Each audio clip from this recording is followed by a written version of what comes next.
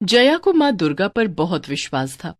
जीवन की चुनौती भरे हालातों में भी जया ने माँ दुर्गा के साथ विश्वास का दामन नहीं छोड़ा था। उसकी सुबह माँ दुर्गा के नाम से होती और रात भी। गरीब जया ने ठान लिया था कि इस बार नवरात्रि में वो माँ दुर्गा को अपने घर बुलाएगी हलवा पूरी खाने के लिए। जया अपनी सास मालती के साथ माँ दुर्गा की पूजा कर रही है। उसकी गोद में उसकी 6 महीने की बेटी पूजा भी है। जया एक हाथ से पूजा को संभाले हुए है, दूसरे हाथ से वो माता की आरती कर रही है। जय अम्बे गौरी मैया, जय श्यामा गौरी, तुमको निश दिन ध्यावत, मैया जी को निश दिन ध्यावत, हरि ब्रह्मा शिवरी, जय अम्बे गौरी। जया रोज माँ दुर्गा की पूजा करने के बाद ही काम पर निकलती है। पूजा खत्म होने के बाद, माँ जी अब मैं काम पर जा रही हूँ। ला, पूजा को मेरी गोद में दे दे और शाम को जल्दी घर आ जाना। जी माँ जी। जया काम पर निकल जाती है। जया अपनी सास मालती और 6 महीने की बेटी पूजा के साथ रहती थी। उसके पति महेश रोज जंगल से लकड़ियां काट कर लाते और उसे गांव में बेचते थे। एक दिन वो जंगल लकड़ियां काटने गए थे, तभी एक हादसा हुआ। एक बड़ा सा पेड़ उनके ऊपर गिर गया और उसके नीचे दबकर उनकी मौत हो गई। तब जया गर्भवती थी। पति की मौत के 6 माह बाद जया ने एक बेटी को जन्म दिया, जिसका नाम रखा पूजा। अब जया जंगल जाकर लकड़ियां लाती और उसे बेचकर अपना और अपने परिवार का भरण पोषण करती। उस दिन जया जंगल से सूखी लकड़ियां काट कर लाई थी। लकड़ियों के बोझ से उसका सिर बहुत भारी हो रहा था। उसने देखा कि उसकी 6 महीने की बेटी पूजा अपनी दादी की गोद में सो रही थी। उसने अपने सिर से लकड़ियों का गट्ठर जमीन पर पटक दिया और अपनी बेटी को गोद में लेते हुए कहा, माँ जी अब आप थोड़ी देर आराम कीजिए, आपने सुबह से पूजा को संभाला है, लाइए पूजा को मेरी गोद में दे दीजिए। जया बहू, तू भी तो थक गई होगी, बाहर इतनी तेज धूप है, थोड़ी देर बैठ जा, पूजा तो अभी सो रही है, थोड़ी देर बाद जब ये उठ जाएगी तब इसे दूध पिला देना। ले तू गुड़ खा के पानी पी ले। मालती जया को गुड़ और पानी देती है और पूजा को लेकर घर के बाहर जाती है, जहां माता दुर्गा की प्रतिमाएं सूखने के लिए रखी हुई थीं। मालती नन्ही पूजा से बात करने लगी, मेरी बच्ची, काश तू भी माता दुर्गा की इन प्रतिमाओं को अपनी आंखों से देख पाती। काश माता को तुझ पर दया आ जाए और वो अपनी रोशनी तेरी आंखों में भर दे। इतना कहती मालती की आंखों में आंसू भर आए। नन्ही पूजा उसकी गोद में खेल रही थी और उसकी बातें सुन रही थी। थोड़ी देर के बाद जया ने उसे आवाज लगाई, माँ जी खाना बन गया है, आकर खाना खा लीजिए। मालती पूजा को लेकर घर आ गई। दोनों सास बहू ने मिलकर खाना खाया। घर के काम में मालती जया का हाथ बटाती थी। रात को जब दोनों सोने लगी, माँ जी मैं कल लकड़ियां लाने जंगल जल्दी जाऊंगी ताकि ज्यादा लकड़ियां ला सकूं और बेच सकूं। नवरात्र से पहले पूजा की तैयारियों के लिए हमारे पास कुछ पैसे होने चाहिए ना। हाँ बहू, तू ठीक कह रही है, आज महेश होता तो तुझे इतनी कड़ी मेहनत नहीं करनी पड़ती। माँ जी अगर माता रानी चाहेंगी तो हमारे सारे दुख दूर हो जाएंगे, बस माता रानी हम पर अपनी कृपा कर दे। बातें करते हुए दोनों सास बहू सो जाती हैं। अगली सुबह जया जल्दी उठकर जंगल जाती है और रोज से ज्यादा लकड़ियां लाकर बेचती है और धीरे धीरे करके कुछ पैसे जोड़ लिए। ये पैसे नवरात्र की पूजा में हमारे काम आएंगे। हाँ बहू, इन्हें संभाल कर रख दे, अब नवरात्र में 2 ही दिन बाकी रह गए हैं। जया और मालती जल्दी से नवरात्र आने का इंतजार कर रहे थे। 2 दिन के बाद नवरात्र का त्योहार शुरू हो गया। जया ने माता दुर्गा की एक छोटी सी प्रतिमा खरीदी और घर ले आई। माँ जी मैंने मंदिर जाकर माता रानी को हमारे घर हलवा पूरी खाने का निमंत्रण दे दिया है। देखना 9वीं के दिन माता खुद चलकर हमारे घर आएंगी और हलवा पूरी खाएंगी। ये तूने बहुत अच्छा किया बहू। उस दिन जया और मालती ने अपने घर में दुर्गा माता की प्रतिमा की स्थापना और उनकी पूजा अर्चना की। दया करो माँ दया करो, अब तो मुझ पर दया करो, दया करो माँ दया करो, अब तो मुझ पर दया करो। देर भई बड़ी देर भई, यूं ना देर लगाया करो, दया करो माँ दया करो, अब तो मुझ पर दया करो। जया और मालती रोज माता रानी की पूजा करती और उन्हें भोग लगाती। धीरे धीरे नवरात्रि के 8 दिन बीत गए। 9वीं का दिन आ गया। उस दिन जया और मालती सुबह जल्दी उठ गईं। घर की साफ सफाई करके नहा धोकर कंचकों के लिए हलवा और पूरी बनाने लग गई। जब भोग का प्रसाद बन गया तब दोनों ने माँ दुर्गा की पूजा की। जय अम्बे गौरी मैया, जय श्यामा गौरी, तुमको निश दिन ध्यावत, हरि ब्रह्मा शिवरी, जय अम्बे गौरी। पूजा खत्म होने के बाद, माँ जी मैं गांव में जाकर छोटी बच्चियों को कंचक पूजन के लिए बुलाकर लाती हूँ। हाँ बहू, जल्दी जा। जया अपनी झोपड़ी से बाहर जाती है और लोगों के घरों में जा जाकर कंचक पूजन के लिए छोटी बच्चियों को आमंत्रण देती है। बहन जी, आज मेरे घर में दुर्गा नवमी का पूजन है। कंचकों को भोग लगाने के लिए मैं आपकी बेटी निशु को बुलाने आई हूँ। लेकिन वो तो सेठ जी के घर गई है, आज उसे वहाँ से भी निमंत्रण आया है। उसे वहाँ ढेरों उपहार और महंगे कपड़े भी मिलेंगे। ठीक है, निशु जब वहाँ से आ जाए तो उसे हमारे घर भी भेज देना। ठीक है, देखेंगे, अगर समय पर आ गई तो भेज देंगे। वैसे आज उसे साहूकार जी के यहाँ भी जाना है, वहाँ भी कंचकों को पूजा जा रहा है। देसी घी की पूरियां और हलवा खाने को मिलेगा। साहूकार जी घर लाने के लिए ढेर सारी मिठाइयां बांध कर देंगे सो अलग। उस औरत की बात सुनकर जया बहुत उदास हो जाती है। उसने और भी कई घरों में जाकर कंचकों को निमंत्रण दिया, लेकिन सब जगह से उसे ऐसी ही बातें सुनने को मिली। कोई भी गरीब जया के घर अपनी बच्ची को नहीं भेजना चाहता था। ऐसी बातें सुनकर दुखी जया अपने घर आ गई और मालती को सारी बात बताई। कोई बात नहीं जया बहू, हम थोड़ी देर इंतजार कर लेंगे, शायद वो बच्चियां हमारे घर भी आ जाए।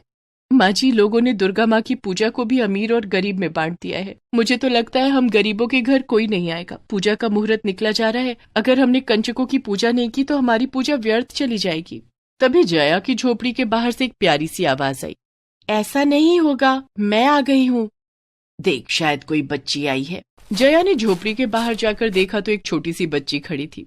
उसने लाल रंग का बेहद सुंदर फ्रॉक पहना हुआ था। उस बच्ची का रूप जया को मोहित कर रहा था। जया उसे मंत्रमुग्ध होकर देखने लगी। क्या देख रही हो माई? अपने घर के अंदर आने को नहीं कहोगी? तुम मेरे घर आई थी और मुझे निमंत्रण देकर गई थी। मेरी माँ ने मुझे भेजा है। अब हाँ हाँ, आओ बेटी आओ। जया मन ही मन सोचती है कि इस बच्ची को तो गांव में कभी नहीं देखा, शायद कोई नया परिवार हमारे गांव में रहने आया है। जया एक बर्तन में उस बच्ची के पैर धुलाती है, फिर दोनों सास बहू बच्ची की पूजा करते हैं। जल्दी से हलवा पूरी लाओ ना माई, बहुत भूख लग रही है। जया जल्दी से हलवा और पूरी लाती है और उस बच्ची को खाने के लिए देती है। बहुत स्वादिष्ट हलवा पूरी है। माफ करना बेटी, हमारे पास इतने पैसे नहीं थे कि हम देसी घी में हलवा पूरी बनाते। हमसे जितना बन पाया हम उतना ही कर पाए हैं। लेकिन ये हलवा पूरी तो देसी घी में बने हैं। नहीं, ऐसा कैसे हो सकता है? आप खुद खाकर देखो। बच्ची ने एक टुकड़ा हलवा पूरी मालती को अपने हाथों से खिलाया। ये तो चमत्कार हो गया, हलवा पूरी तो सचमुच देसी घी के हैं। जया और मालती दोनों हैरान हो गई। बेटी तुम कौन हो? तुम्हें मैंने कभी गांव में नहीं देखा। मैं वही हूँ जिसका तुम दिन रात नाम लिया करती हो। मैं तो माँ दुर्गा। इतना कहने के बाद जया सब समझ जाती है। दुर्गा माता, आप हम गरीबों के घर सच में हलवा पूरी खाने आई। हम धन्य हो गए माता, हम धन्य हो गए। दुर्गा माता अपने असली रूप में आ गई। उन्होंने जया और मालती को दर्शन दिया। जया और मालती हाथ जोड़कर माता दुर्गा के सामने खड़े थे। जया, अब तुम्हारे दुख भरे दिन दूर हो गए। तुम्हारी बेटी पूजा की आंखें बिल्कुल ठीक हो जाएंगी। दुर्गा माता ने अपने आशीर्वाद से जया की 6 माह की बेटी पूजा की आंखों में रोशनी दे दी और अंतर ध्यान हो गई। पूजा की आंखों में रोशनी देखकर मालती और जया दोनों बहुत खुश थीं। तभी उनकी नजर उस बर्तन पर पड़ी जिसमें उन्होंने दुर्गा माँ के पैर धोए थे। वो बर्तन रुपए, पैसे और सोने चांदी से भरा हुआ था। जया और मालती की खुशी का ठिकाना न रहा। दुर्गा माँ के आशीर्वाद से उनके जीवन में खुशियां लौट आई थीं। 5 साल की नेहा अपनी माँ शारदा के साथ रहती थी। नेहा और उसकी माँ बहुत ही गरीब थे। नेहा की माँ दूसरों के घरों में झाड़ू पोछा करती थी। नेहा के पिता 2 साल पहले एक लंबी बीमारी के कारण दुनिया को अलविदा कह चुके थे। तब से नेहा अपनी माँ के साथ अकेली रहा करती थी। नेहा के घर में 2 छोटे बर्तन और एक दुर्गा माता की मिट्टी की मूर्त के अलावा कुछ भी नहीं था। नेहा और उसकी माँ शारदा रोज दुर्गा माता की पूजा करते और नेहा अपनी तोतली आवाज में दुर्गा माता की आरती गाती। जय अम्बे गौरी मैया, जय मंगल मूर्ति, तुमको निश दिन ध्यावत, मैया जी को निश दिन ध्यावत, हरि ब्रह्मा शिवरी, जय अम्बे गौरी। मांग सिंदूर बिराजत, टीको मृग मद को, उज्ज्वल से दो नैना, चंद्र बदननी को, जय अम्बे गौरी, जय अम्बे गौरी, मैया जय मंगल मूर्ति। पूजा खत्म होने के बाद, नेहा बेटी ये ले माता का प्रसाद। माँ, हम रोज दुर्गा माता की पूजा क्यों करते हैं? क्योंकि दुर्गा माता पूरे संसार की माता है, वो हम सबकी माता है। तो क्या वो आपकी भी माँ है? हाँ नेहा बेटी, वो मेरी भी माँ है और तुम्हारी भी माँ है।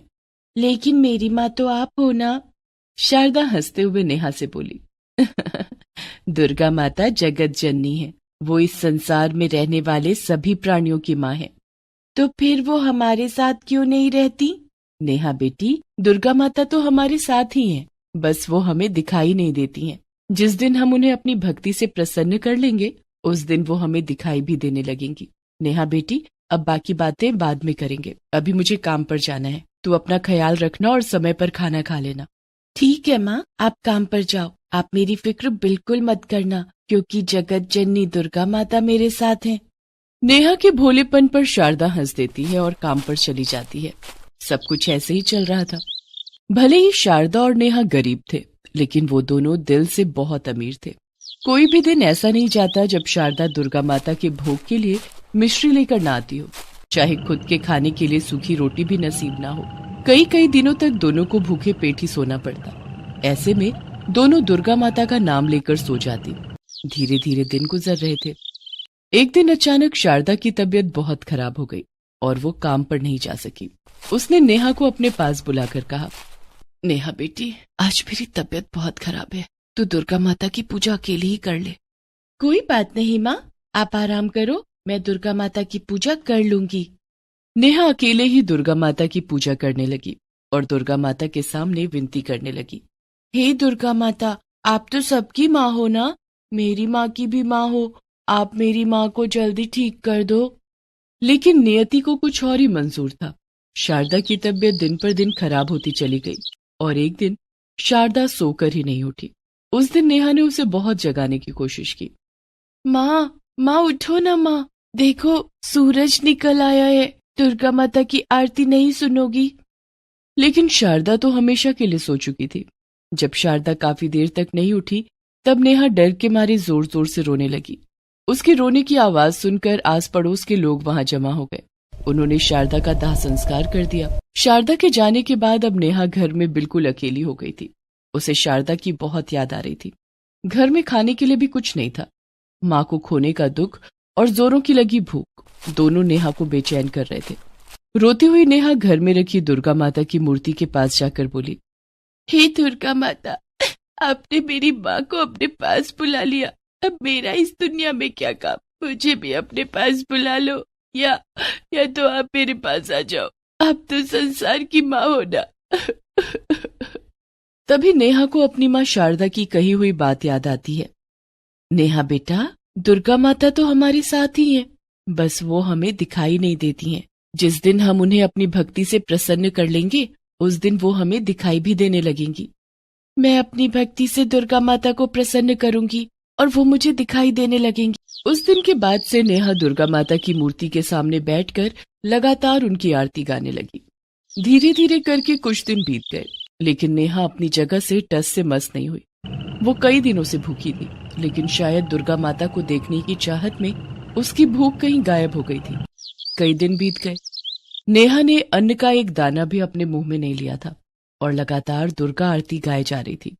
जय अम्बे गौरी, मैया जय मंगल मूर्ति, तुमको निश दिन ध्यावत, हरि ब्रह्मा शिवरी, जय अम्बे गौरी, मांग सिंदूर बिराजत, टीको मृग मद को, मैया टीको मृग मद को, उज्ज्वल से दो नैना, चंद्र बदननी को, जय अम्बे गौरी, जय अम्बे गौरी मैया जय मंगल मूर्ति। नेहा की कठिन तपस्या देखकर दुर्गा माता का दिल पसीज गया। दुर्गा माता ने मन ही मन में सोचा, नेहा कई दिनों से मुझे पुकार रही है, मुझे अब नेहा के पास जाना ही होगा और नेहा की मदद भी करनी होगी। दुर्गा माता नेहा की माँ शारदा का रूप धारण करके नेहा के सामने प्रकट हो जाती हैं और नेहा से कहती हैं, नेहा बेटी आंखें खोलो। शारदा की आवाज सुनकर नेहा अपनी आंखें खोलती है। अपनी माँ शारदा को अपने सामने देखकर नेहा खुशी से उछल पड़ती है और शारदा के गले लग जाती है। माँ तुम आ गई माँ। माँ मैंने दुर्गा माता की बहुत तपस्या की है, मैं कई दिनों से लगातार दुर्गा माता की पूजा कर रही हूँ। बेटी तुम्हारी तपस्या से खुश होकर ही दुर्गा माता ने मुझे तुम्हारे पास भेजा है। सच माँ? हाँ मेरी बच्ची तूने बहुत दिनों से कुछ नहीं खाया, चल मैं तुझे खाना खिला देती हूँ। लेकिन माँ तुम्हें कैसे पता चला कि मैं बहुत दिनों से भूखी हूँ? क्योंकि दुर्गा माता ने मुझे सब बता दिया है। अब चल जल्दी से खाना खा ले, देख मैं तेरे लिए हलवा पूरी लाई हूँ। दुर्गा माता अपनी शक्ति से भोजन की एक थाली प्रकट कर देती हैं, जिसमें हलवा पूरी और कई तरह के पकवान थे। शारदा बनी दुर्गा माता नेहा को अपने हाथों से खाना खिलाने लगती हैं। काफी दिनों के बाद अपनी माँ को अपने पास पाकर नेहा भी बहुत खुश थी। माँ आप भी खाओ ना। नेहा अपने हाथों से शारदा बनी दुर्गा माता को खाना खिलाती है। नेहा के हाथ से खाना खाकर दुर्गा माता मन ही मन सोचती हैं, नेहा बेटी तेरी भक्ति ने मुझे प्रसन्न कर दिया, जल्द ही तेरे सारे दुख दूर हो जाएंगे, लेकिन कुछ दिन तेरे सानिध्य का आनंद मैं भी ले लूं। अब शारदा बनी दुर्गा माता नेहा के साथ ही रहने लगती हैं। दुर्गा माता रोज नेहा के साथ खेलती, उसे खिलाती और उसकी देखभाल करती। नेहा रोज माता दुर्गा की मूर्ति की पूजा करती और शारदा बनी दुर्गा माता भी उसके साथ पूजा करती। नेहा अपनी तोतली आवाज में जब दुर्गा आरती गाती, तब शारदा बनी दुर्गा माता गदगद हो जाती। इसी तरह से दोनों के दिन हंसी खुशी से बीत रहे थे। एक दिन दुर्गा माता तो जब से नेहा के पास गई हैं, वापस आने का नाम ही नहीं ले रही हैं। इस तरह से तो सारे जगत में अंधियारा छा जाएगा। माता इस संसार के बाकी प्राणियों की तरफ ध्यान ही नहीं दे रही हैं। अब मुझे ही कुछ करना होगा। शेरू एक बालक का रूप लेकर दुर्गा माता से मिलने नेहा के घर आ जाता है। माता को मेरा प्रणाम। आओ शेरू, तुम भी मेरे साथ नेहा के सानिध्य का आनंद लो। नहीं माता, मैं यहाँ रहने नहीं आया। फिर क्यों आए हो शेरू, क्या बात है, सब ठीक तो है ना? अभी तक तो सब ठीक है माता, लेकिन जल्दी आप वापस नहीं चली तो कुछ भी ठीक नहीं रहेगा। माता नेहा के अलावा और भी भक्त हैं जिन्हें आपकी मदद की जरूरत है। आप इस तरह से उनसे मुंह नहीं मोड़ सकती। आपको सारे संसार के दुखों का नाश करना है। अब आप मेरे साथ वापस चलिए। तुम ठीक कह रहे हो शेरू, नेहा की भक्ति ने मुझे मोह में बांध लिया था। नेहा का साथ पाकर मैं तो भूल ही गई थी कि मैं तो जगत जननी दुर्गा हूँ। मुझे अब यहाँ से वापस जाना ही होगा, लेकिन मेरे जाने के बाद नेहा बिल्कुल अकेली हो जाएगी। नेहा भी बहुत छोटी है, उसे माँ के प्यार की जरूरत है। उसे मैं इस तरह से अकेला छोड़कर नहीं जा सकती। मुझे कुछ न कुछ करना ही होगा। इतना कहकर माता दुर्गा ने अपनी आंखें बंद की और अपनी शक्ति से नेहा की माँ शारदा का एक पुतला प्रकट कर दिया। माता, ये तो नेहा की माँ शारदा का पुतला है। हाँ शेरू, लेकिन नेहा इस पुतले के साथ कैसे रहेगी? तुम चिंता मत करो शेरू, ये पुतला अभी जीवित हो उठेगा। दुर्गा माता ने अपनी शक्तियों से शारदा के पुतले में प्राण डाल दिए और शारदा का पुतला जीवित हो उठा। शारदा ने दुर्गा माता को प्रणाम करते हुए कहा, प्रणाम दुर्गा माता, आपकी कृपा से मुझे दोबारा जीवन मिल गया है, आपका बहुत बहुत धन्यवाद। तभी नेहा भी वहां आ जाती है और दुर्गा माता को देखकर बहुत खुश होती है। दुर्गा माता, आखिर आप हमसे मिलने आ ही गईं। नेहा बेटी, मैं तो इतने दिनों से तेरे साथ ही थी। क्या मतलब? इतने दिनों से आप मेरी माँ के रूप में मेरे साथ रह रही थीं? हाँ नेहा बेटी, लेकिन अब तुम्हारी माँ शारदा वापस आ गई है और अब मुझे वापस जाना होगा। दुर्गा माता, क्या ऐसा नहीं हो सकता कि आप भी हमारे साथ रहें? नहीं नेहा बेटी, मुझे संसार के सभी प्राणियों की रक्षा करनी है, उनके कष्टों को दूर करना है, इसलिए मुझे अब जाना ही होगा। ठीक है, लेकिन आप वादा कीजिए कि आप हमसे मिलने जरूर आएंगी। ठीक है नेहा बेटी, मैं तुमसे वादा करती हूँ कि मैं तुम दोनों से मिलने जरूर आऊंगी। नेहा और शारदा दोनों दुर्गा माता को हाथ जोड़कर प्रणाम करते हैं, जिसके बाद दुर्गा माता अंतर्ध्यान हो जाती है। दुर्गा माता के जाने के बाद नेहा और शारदा ने देखा कि उनके घर में रखी दुर्गा माता की मिट्टी की मूर्त के पास ढेर सारे रुपए, पैसे और सोने चांदी रखे हुए थे। माँ, ये देखो, दुर्गा माता की मूर्ति के पास रुपए पैसे रखे हैं। दुर्गा माता ये सब हमें देकर गई हैं। हाँ नेहा बेटी, दुर्गा माता बहुत दयालु हैं। वो गरीबों का दुख नहीं देख सकती। दुर्गा माता के दिए पैसों से नेहा और शारदा की गरीबी भी दूर हो जाती है। पूरे गांव में शारदा के दोबारा जीवित होने की चर्चा होने लगती है। गांव के लोग शारदा और नेहा की दुर्गा भक्ति की मिसालें देने लगे। Please subscribe this channel.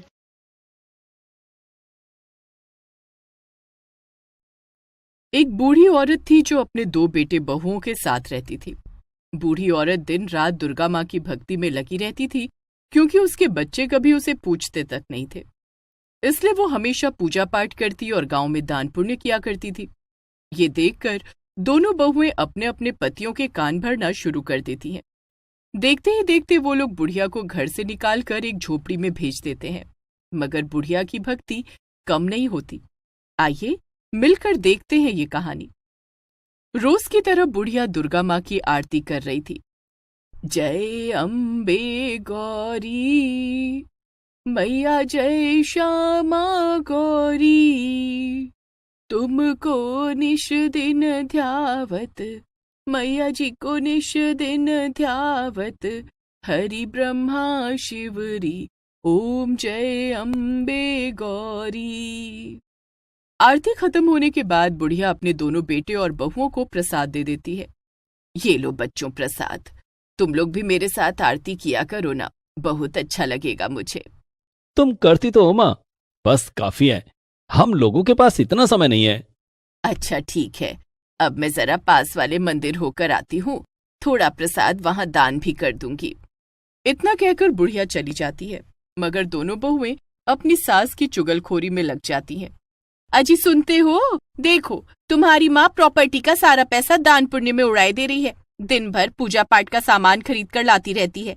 अरे ये सब पैसा हमारा है, हम अगर इसे बचाएंगे नहीं तो हमारे बच्चों के लिए तो कुछ रह ही नहीं जाएगा। बात तो तुम्हारी सही है अंजलि, पर हम कर भी क्या सकते हैं? माँ को पूजा पाठ के काम में रोक तो नहीं सकते ना, फिर गांव वाले क्या कहेंगे? अरे क्यों नहीं रोक सकते भला, वो पैसा हमारा है, तुम कमा कर लाते हो। हम एक काम करते हैं, अब इस घर का और प्रॉपर्टी का बंटवारा कर देते हैं, इससे सबको सबके हिस्से का पैसा जमीन मिल जाएगा और समस्या ही खत्म। परेशान तो मैं भी बहुत हो चुका हूं माँ की इन सब हरकतों से, जाने कब तक वो हम पर बोझ बनकर बैठी रहेंगी। इतनी उम्र हो गई है, मर भी नहीं जाती। ठीक है फिर अंजलि, मैं भैया से इस बारे में बात करूंगा। उधर बड़ी बहू सीमा भी अपने पति को यही ज्ञान दे रही थी। अरे आधा पैसा तो वो बुढ़िया दान पुण्य में उड़ा देती है, और जो बचता है वो तुम्हारे भाई के परिवार में लग जाता है। अगर हम ध्यान नहीं देंगे तो तुम्हारा भाई और उसकी पत्नी हमारी नाक के नीचे से सारी जमीन पैसा ले जाएंगे। हमें अब बंटवारा करवा ही देना चाहिए। सीमा का पति जितेंद्र कुछ कहता उससे पहले ही वहां हरीश भी आ जाता है, और वो भी जितेंद्र से यही बंटवारे की बात करता है। ठीक है फिर, अगर सब यही चाहते हैं तो हम बंटवारा कर ही लेंगे। सीमा, तुम माँ को यहाँ लेकर आओ। सीमा अपनी सास को बुला लाती है, और थोड़ी ही देर में घर के सभी लोग फिर वहां इकट्ठा हो जाते हैं। फिर जितेंद्र अपनी माँ से कहता है, माँ, अब हम सब चाहते हैं कि घर का बंटवारा हो जाए और हम दोनों भाइयों को सारी जमीन और पैसा आधा आधा मिल जाए। बेटा, अगर तुम सब यही चाहते हो तो ठीक है, तुम्हें जैसे बंटवारा करना है कर लो, मैं तुम लोगों को नहीं रोकूंगी। मेरे लिए तो यही काफी है कि तुम सब मेरे साथ रहो। इसके बाद जितेंद्र और उसका छोटा भाई हरीश बंटवारा करना शुरू कर देते हैं। धीमे धीमे वो सब कुछ आपस में आधा आधा बांट देते हैं, यहाँ तक कि घर भी। लेकिन आखिर में वो सब ये भूल जाते हैं कि उनकी माँ के लिए तो उन्होंने कोई कमरा या पैसा छोड़ा ही नहीं था। अरे हम माँ को तो भूल ही गए, वो कहाँ रहेंगी? सबको ये सुनकर सोच में पड़ जाता है, लेकिन तभी इस बात पर सीमा लपक कर कहती है, अरे वो घर के पीछे झोपड़ी है ना, माँ वहां रह लेंगी। सीमा की ये बात सुनकर सब चौंक जाते हैं। अरे सब शांत क्यों हो गए, भला इसमें बुराई ही क्या है? अरे मैं और अंजलि मिलकर झोपड़ी की सफाई कर देंगे, और हम माँ जी को वहां रखकर भूल थोड़ी जाएंगे, हम उनकी वहीं से खूब सेवा करेंगे। क्यों अंजलि? हाँ हाँ बिल्कुल। अगर ऐसा है तो ठीक है फिर, माँ आपको तो कोई दिक्कत नहीं ना? नहीं बेटा, मुझे क्या दिक्कत होगी, जैसा तुम लोगों को ठीक लगे। उसी दिन ही अंजलि और सीमा मिलकर झोपड़ी में थोड़ी बहुत सफाई कर देती हैं और जमीन पर एक फटी चादर बिछा देती हैं। बूढ़ी औरत वहीं जाकर रहने लगती है। लेकिन जैसा सीमा ने कहा था वैसा कुछ भी नहीं होता। वो और छोटी बहू अंजलि अपनी बूढ़ी सास के बारे में एकदम भूल ही जाते हैं और यहाँ तक कि उसके बेटे भी बूढ़ी माँ को याद नहीं करते। एक दिन वो झोपड़ी से आवाज लगाकर बहुओं को बुलाने की कोशिश करती है। बहू, ओ बहू, अंजलि, सीमा। बुढ़िया थोड़ी कमजोर हो गई थी, इसलिए वो ज्यादा तेज चिल्ला नहीं पा रही थी। उधर दोनों बहुएं बैठकर पकौड़ियां खा रही थी और टीवी देख रही थी। अरे दीदी, मुझे ऐसा क्यों लग रहा है कि वो बुढ़िया हम लोगों को आवाज लगा रही है? अरे चिल्लाने दो उसे, इसीलिए तो उसे झोपड़ी में ले जाकर फेंका है कि चिल्ला चिल्ला कर मर जाए। अंजलि और सीमा हंसने लगती हैं और टीवी की आवाज और तेज कर लेती हैं ताकि बुढ़िया की आवाज ना आए। अरे किसी को मेरी आवाज नहीं सुनाई दे रही है, ऐसे तो मैं भूख प्यास से ही मर जाऊंगी। हे दुर्गा माँ, मेरी रक्षा करो। ऐसे ही अक्सर दोनों बहुएं बुढ़िया को अनसुना कर देती थी। 3 दिन ऐसे ही बीत जाते हैं और बुढ़िया भूख प्यास से तड़पने लगती है। वो हिल भी नहीं पा रही थी। उसे ऐसा लग रहा था कि अब तो उसकी जान चली जाएगी। मगर तभी वहां झोपड़ी की दहलीज पर एक छोटी बच्ची आती है और बुढ़िया से कहती है, अम्मा कैसी हो? बड़े दिन से मुझे याद नहीं किया। क्या? कौन हो तुम बेटा? मैं तो गांव की ब्राह्मण की बेटी हूँ अम्मा। तुम 3 दिन से मंदिर नहीं आई। बुढ़िया भूख से इतनी कमजोर हो गई थी कि वो कुछ बोल भी नहीं पा रही थी। अम्मा देखो, पिताजी ने तुम्हारे लिए ये इतना सारा खाने का सामान भिजवाया है। मेवा, फल, सब्जियां, मालपुए, तुम ये सब खा सकती हो और इन्हें दान पुण्य के लिए भी इस्तेमाल कर सकती हो। पिताजी अब से हर रोज तुम्हारे लिए ये सब भिजवाएंगे। ये देखकर बुढ़िया दंग रह जाती है। बच्ची के जाते ही वो कुछ फल खाती है और उन्हें खाकर उसमें थोड़ी जान आती है। इसके बाद बुढ़िया झोपड़ी के कोने में थोड़ी सफाई करती है और वहां दुर्गा माता की मूर्ति को बिठा देती है। बूढ़ी औरत के पास अब जो कुछ भी था वो उससे फिर से पूजा पाठ शुरू कर देती है। कुछ दिन तक ऐसे ही चलता रहता है और वो छोटी बच्ची बुढ़िया के लिए सामान लाने लगती है। अब बुढ़िया कुछ खाने पीने का सामान खुद खाती थी और बाकी सब गांव वालों में दान कर देती थी। ऐसे ही एक दिन सुबह सुबह नहा धोकर बुढ़िया दुर्गा माता की पूजा का प्रसाद बनाती है और थोड़ा सा खाकर सोचती है, अब ये सारा भोग का प्रसाद ले जाकर गांव में बांट देती हूँ। बुढ़िया वो सब प्रसाद लेकर गांव में बांटने चली जाती है, लेकिन ये सब देखकर बहुएं बहुत जल जाती हैं। आखिर इस बुढ़िया के पास इतना अनाज आया कहाँ से जो ये गांव वालों में बांटने जा रही है? चल अंजलि, इसकी झोपड़ी में चलकर देखते हैं। दोनों बहुएं जब बुढ़िया की झोपड़ी में जाकर देखती हैं तो दंग रह जाती हैं। वहां पर बहुत सा अनाज, फल, मेवे वगैरह रखे हुए थे। हे भगवान, आखिर इस बुढ़िया के पास ये सब कहाँ से आया? हम तो सोच रहे थे इसे झोपड़ी में सड़ने के लिए भेज देंगे तो कुछ दिन में भूख से मर जाएगी, मगर यहाँ तो इसके पास इतना सारा अनाज पड़ा हुआ है। दीदी, मुझे तो लगता है कि इस बुढ़िया को हमने घर से निकाला था, इसलिए इसने हमारे ही घरों से इस अनाज की चोरी की है। वैसे भी तो हम काम में इतना व्यस्त रहते हैं, हम ध्यान नहीं दे पाए होंगे। अगर ऐसी बात है अंजलि, तो हम दोनों को ये सारा सामान वापस ले जाना चाहिए, तभी ये बुढ़िया की अकल ठिकाने आएगी। उम्मीद है इस बार तो ये भूख से तड़प तड़प कर मर ही जाएगी और हमारे सर से बला टलेगी। सीमा और अंजलि झोपड़ी से खाने का सामान उठा लेती हैं और अपने घर की तरफ ले जाने लगती है कि तभी अचानक से वो दोनों कोढ़ी बन जाती हैं और वहीं गिर जाती हैं। खाने का सारा सामान भी गिर जाता है। उन्हें ऐसे देखकर उनके बच्चे वहां दौड़ते हुए आते हैं और जोर जोर से रोने लगते हैं। पापा पापा, आओ देखो माँ को क्या हो गया। माँ माँ माँ उठो माँ, ये अचानक से आपको क्या हो गया माँ? बहुओं के पति भी अपने बच्चों का रोना सुनकर वहां आ जाते हैं। हे भगवान, अंजलि ये तुम्हें क्या हो गया? ये कैसे हुआ? कुछ तो बोलो सीमा। लेकिन दोनों बहुएं कुछ भी बोल नहीं पा रही थी। दोनों दर्द से तड़प रही थी। ये देखकर बच्चे बोलने लगते हैं। पापा, माँ दादी की झोपड़ी से फल मेवे चुरा कर ले रही थी और तभी वो अचानक से ऐसी बन गई।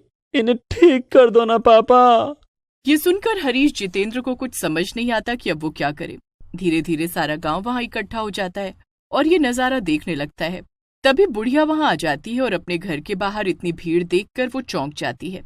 हरीश, जितेंद्र बेटा, क्या हो रहा है यहाँ पर? ये बहुओं को क्या हो गया अचानक से? अपनी बहुओं को ऐसी हालत में देखकर बुढ़िया की आंखों में आंसू आ जाते हैं। उसके बेटे उसे सारी बात सुना देते हैं। हे दुर्गा माता, ये सब क्या हो गया? मेरे परिवार में इतनी भारी समस्या आ गई, अब आप ही कुछ रास्ता बताओ। तभी अचानक से आसमान में तेज रोशनी होती है और दुर्गा माता प्रकट हो जाती हैं। वो सारा सामान मैंने ही तुम्हारे लिए भिजवाया था और तुम्हारी बहुओं ने उसे चुराने की कोशिश की। ये उन्हीं के कर्मों का फल है। क्या? मुझे माफ कर दो माँ। अपनी बहुओं की तरफ से मैं माफी मांगती हूँ। आप इन दोनों को ठीक कर दीजिए, वरना इनके बच्चों का क्या होगा। तुम मेरी सच्ची भक्त हो, इसलिए मैं तुम्हारे कहने पर इन दोनों को ठीक कर देती हूँ, वरना इनके कर्म तो बहुत बुरे थे। तभी दुर्गा माँ दोनों बहुओं को पहले जैसा बना देती है और फिर आसमान में गायब हो जाती है। जैसे ही बहुएं पहले जैसी हो जाती हैं, वो अपनी सास के पैरों में गिर पड़ती है। हमें माफ कर दीजिए माँ जी, हमें अपनी गलती का एहसास हो गया। आज अगर आप ना होती तो शायद हम कभी पहले जैसे ना हो पाते और हमारे बच्चों का पता नहीं क्या होता। हाँ माँ जी, चलिए घर वापस चलिए। अब हम अपनी गलती का पश्चाताप करना चाहते हैं। अरे कोई बात नहीं बच्चों, तुम सब तो मेरे बच्चे हो। तुम जितनी भी गलतियां करोगे मैं हमेशा तुम सबको माफ कर दूंगी, जैसे दुर्गा माँ हमें अपना बच्चा समझकर माफ कर देती हैं। इसके बाद बच्चे अपनी बूढ़ी माँ को अपने साथ वापस अपने घर ले जाते हैं और दोनों बहुएं अपनी माँ की खूब सेवा करती हैं और अब उनका पूरा परिवार मिलकर दुर्गा माता की भक्ति करने में लग जाता है।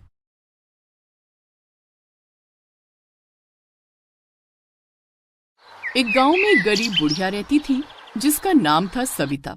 उसका बेटा मोहन एक दुकान में छोटी सी नौकरी करता था। उन सब का जीवन बड़ी गरीबी में कट रहा था। बेटे बहू को बुढ़िया बोझ लगती थी। वो किसी तरह बस उसके मरने का इंतजार कर रहे थे। मगर उधर सविता तो दिन रात भगवान की पूजा में ही मग्न रहती थी। लेकिन उसके ऊपर मुसीबतों का पहाड़ तब टूट पड़ता है जब उसका बेटा और बहू उसे घर से निकाल देते हैं। चलिए साथ में देखते हैं गरीब बुढ़िया की दुर्गा भक्ति की कहानी। मेरी दुर्गा माता, कोई मेरा साथ दे ना दे, तुम जरूर दोगी मैं जानती हूँ, इसीलिए मैं मरते दम तक तुम्हारी पूजा सेवा में लगी रहूंगी। बहू, अरे ओ बहू, सुनना तो। बुढ़िया की आवाज सुनकर उसकी बहू शीतल पैर पटकते हुए गुस्से में उसके कमरे में आती है। क्या है, क्यों गला फाड़कर बुला रही हो? अरे शीतल, जरा मेरी अलमारी से वो माता रानी के नए कपड़े तो निकाल कर देना। आज से नवरात्रि शुरू है, दुर्गा माता को नए कपड़े तो पहना दूं। ये सुनकर तो शीतल गुस्सा हो जाती है। क्या, नए कपड़े? ए बुढ़िया, तेरे पास पैसे कहाँ से आए? हम लोग यहाँ भूखों मर रहे हैं। मैं कब से अपने लिए नई साड़ी नहीं ला पाई और तुम यहाँ अपनी इस दुर्गा माता की मूर्ति के लिए कपड़े खरीद रही हो। अरे शीतल, ऐसा नहीं कहते, ये दुर्गा माता है, खुद से पहले हमें इनको पूजना चाहिए। यही तो हमारी नैया पार लगाएंगी और हम पर कोई मुसीबत नहीं आने देंगी। बस बस, मुझे कोई बकवास नहीं सुननी, समझी? अब अगर ये पूजा हो गई हो तो जाकर बर्तन धो दीजिए महारानी साहिबा। सविता का बेटा अजीत और बहू शीतल दोनों ही अपनी माँ के साथ बहुत बुरा व्यवहार करते थे, लेकिन फिर भी सविता सब कुछ सह लेती थी, क्योंकि उसका इस दुनिया में उसके बहू, बेटे और पोते के अलावा कोई नहीं था। आज भी सविता बिना कुछ बोले बर्तन धोने चली जाती है। शाम को जब अजीत घर आता है, शीतल सारा घर सर पर उठा लेती है। ओहो शीतल, अब तुम क्यों चिल्ला रही हो? क्या हो गया? और क्यों अजीत, तुम्हारी प्यारी माँ की वजह से। माँ की वजह से? अब क्या क्या माने? तुम्हारी माँ ने हमसे पैसे छिपा कर रखे हुए थे अजीत, वो भी पूरे 1000 रुपए। क्या, इतने पैसे? तभी वहां सविता भी आ जाती है। क्या हुआ बहू, अजीत, तुम दोनों झगड़ क्यों रहे हो? झगड़ नहीं रहे माँ, तुम्हारे कारनामे सुन रहे हैं। क्या? मैंने क्या किया बेटा? मैं बताती हूँ ना अजीत। तुम्हारी इस गरीब लाचार बुढ़िया माँ की जब आज मैंने अलमारी देखी तो उसमें उस दुर्गा माता की मूर्ति के लिए नए कपड़े, पूजा का नया नया सामान रखा हुआ था और साथ में पूरे 1000 रुपए भी थे। जरा अपनी माँ से पूछना तो उनके पास इतना सामान खरीदने के पैसे कहाँ से आए? नहीं नहीं बेटा, वो बचे हुए पैसे तो मैं खुद तुम लोगों को देने वाली थी। दरअसल पिछले कुछ दिनों में मैंने अपनी दोस्त मीना की सिलाई में मदद की थी और वो पैसे जमा किए थे। कुछ पैसों से मैंने पूजा का सामान ले लिया क्योंकि नवरात्रि आ रही थी, और बाकी मैं तुम्हें ही देने वाली थी। अच्छा, क्या सच में? ओहो, देखो तो कैसी चिकनी चुपड़ी बातें कर रही है ये बुढ़िया।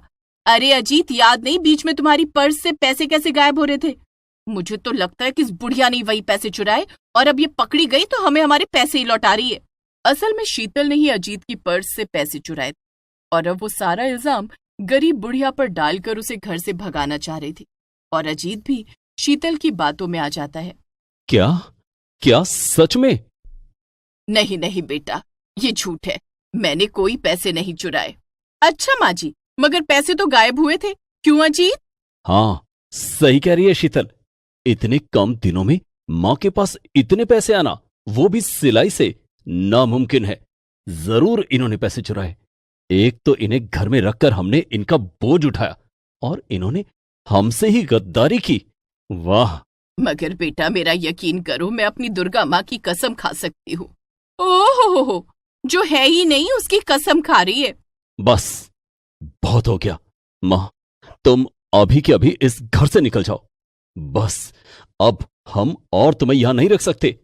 इस घर में चोरों के लिए कोई जगह नहीं है। अपने बेटे के मुंह से ऐसी बातें सुनकर सविता का दिल टूट जाता है। वो चुपचाप अपने कमरे में जाती है और अपनी दुर्गा माता की मूर्ति को उठाकर घर से निकल जाती है। गरीब बुढ़िया काफी देर तक नंगे पैर पैदल चलती रहती है और एक जंगल में पहुंच जाती है। जाने ये कौन सी जगह है, मुझे तो कुछ समझ नहीं आ रहा। लगता है मैं रास्ता भटक गई हूँ। लेकिन तभी झाड़ियों में कुछ हलचल होती है और अचानक से बुढ़िया के सामने एक भेड़िया आ जाता है, जिसे देखकर बुढ़िया की हालत खराब हो जाती है। भेड़िया, बचाओ बचाओ, भेड़िया! लेकिन अपने बुढ़ापे में न तो सविता भाग सकती थी और न ही भेड़िए से लड़ सकती थी।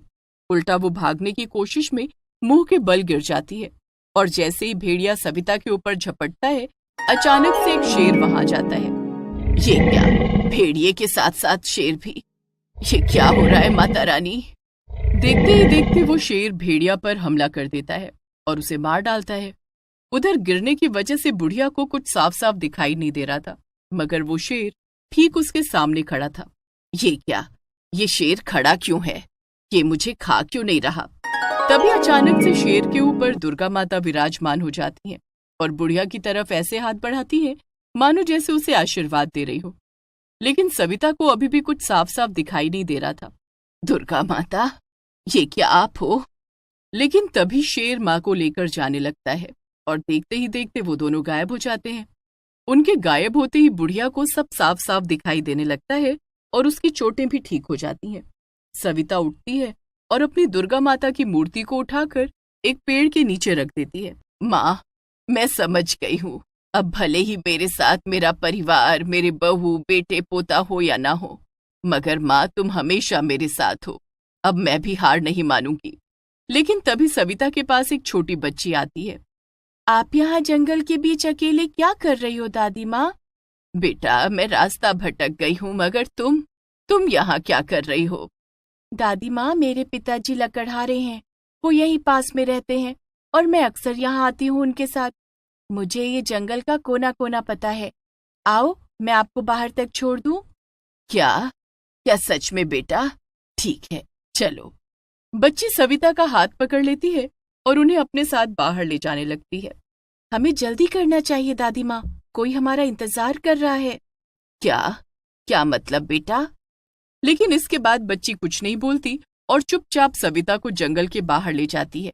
दादी माँ, यहाँ पास में ही एक अस्पताल है और आपके पोते की तबीयत बहुत खराब है, वो वहीं पर है और आपके बेटा और बहू भी वहीं हैं। ये लीजिएगा, ये जल अपने पोते को पिला दीजिएगा, इससे वो ठीक हो जाएगा। क्या? मैं कुछ समझी नहीं। मेरा पोता अभी तक तो ठीक था। क्या ये कोई मजाक है? और तुम ये सब कैसे जानती हो? ओहो दादी माँ, ये जल लीजिए और जल्दी जाइए अस्पताल, वरना कहीं देर ना हो जाए।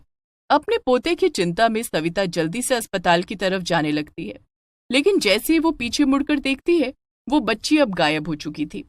हे दुर्गा माता, ये सब क्या हो रहा है? कौन थी वो बच्ची और उसने ये सब क्यों कहा? क्या सच में राजू अचानक से बीमार हो गया है? अगर ऐसा है तो मुझे जल्दी से ये जल लेकर अस्पताल पहुंचना चाहिए। सविता जल्दी जल्दी चलकर अस्पताल पहुंचती है।